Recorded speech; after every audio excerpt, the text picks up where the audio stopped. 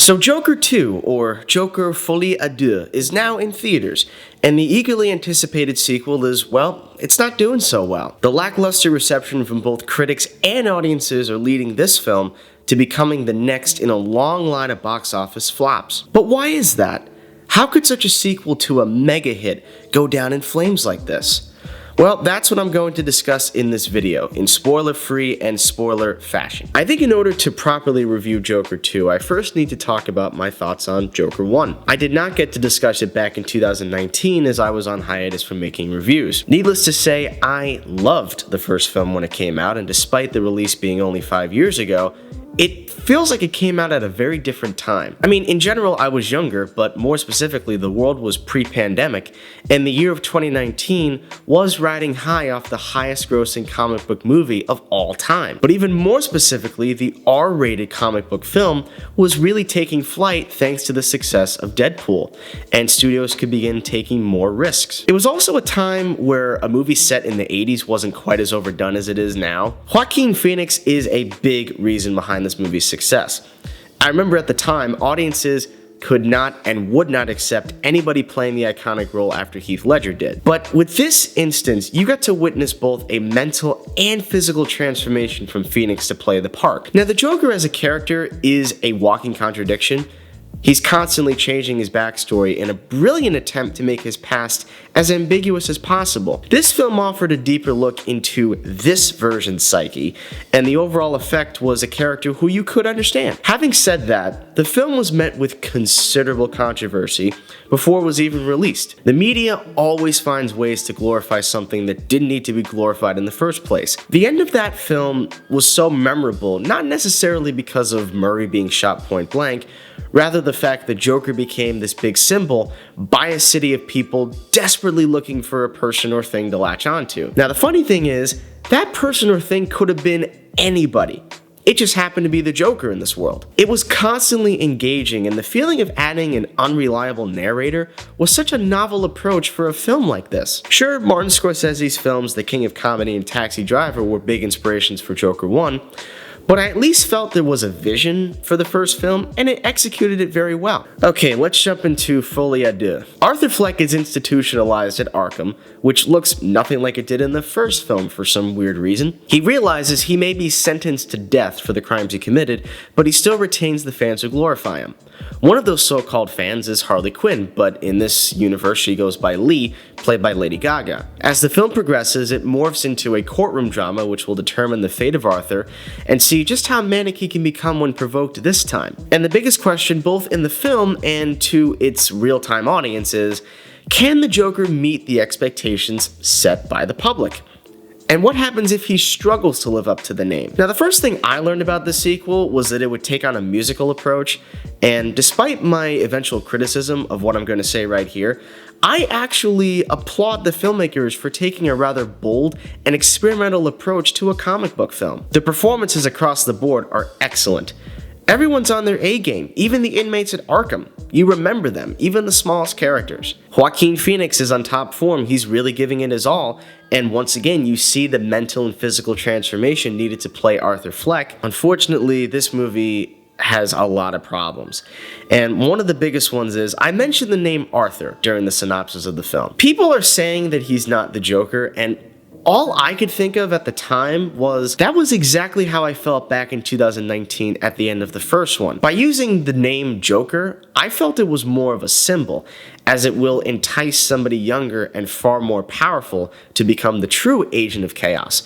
And besides, Bruce Wayne was far too young to have faced against Arthur. That would not have made any sense. Okay, now this is where I'm going to jump into spoilers, so you have been warned. The scene with Steve Coogan was honestly brilliant at first. The interview was conducted to elicit a certain response from Arthur in an attempt to sabotage his chances of freedom. That's all fine and good, but the dialogue that's delivered from Coogan becomes so over the top and heavy-handed, there's no subtlety to the scene, and it honestly amounts to nothing. When Joker is quote-unquote visited by Harley in solitary, the implication is that he impregnates her.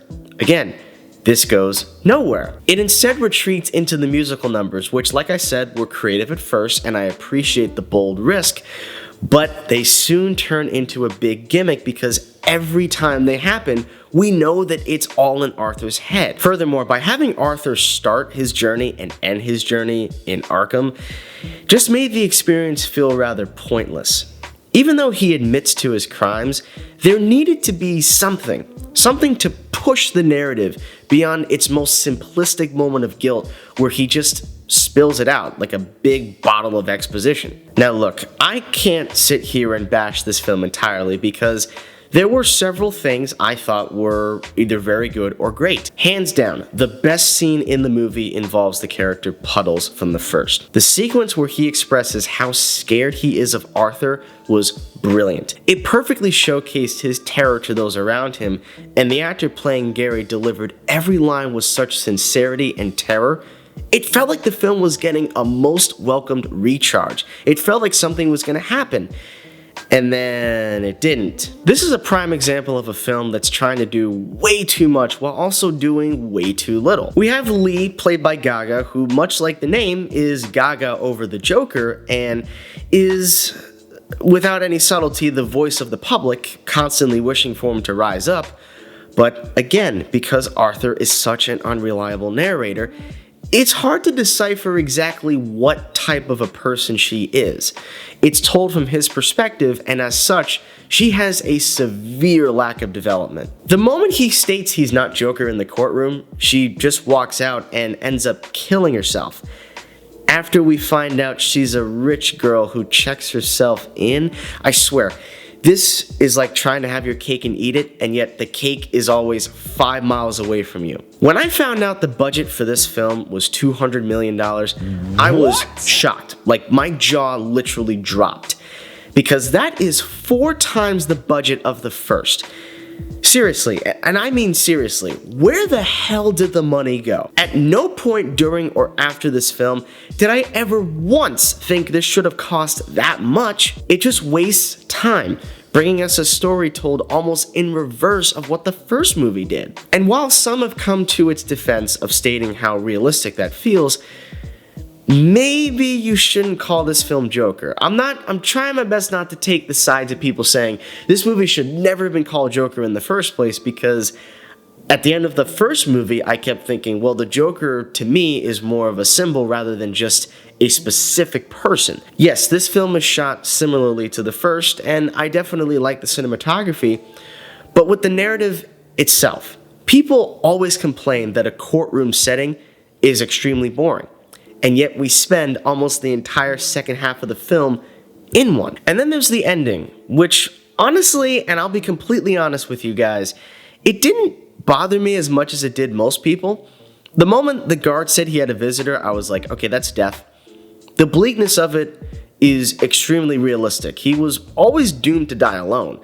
That's what I always thought at the end of the first film. What stood out was the person who stabbed him carving a makeshift smile, because there will be somebody younger and more eager who will become the Joker that people know. However, I can completely understand why anybody would hate this ending, especially if you came to a movie called Joker. The sheer hubris of Warner Brothers to think that if they just stamped the name Joker on this sequel and gave it a $200 million budget, that it would seemingly be a successful film.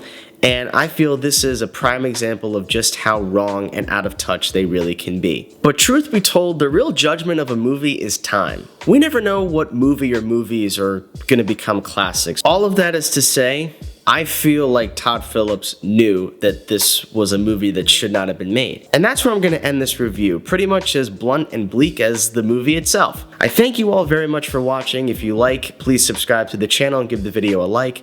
Definitely check out my social media pages in the description box below, as well as my website, kjgpictures.com. Thank you all for watching, and as always, stay tuned.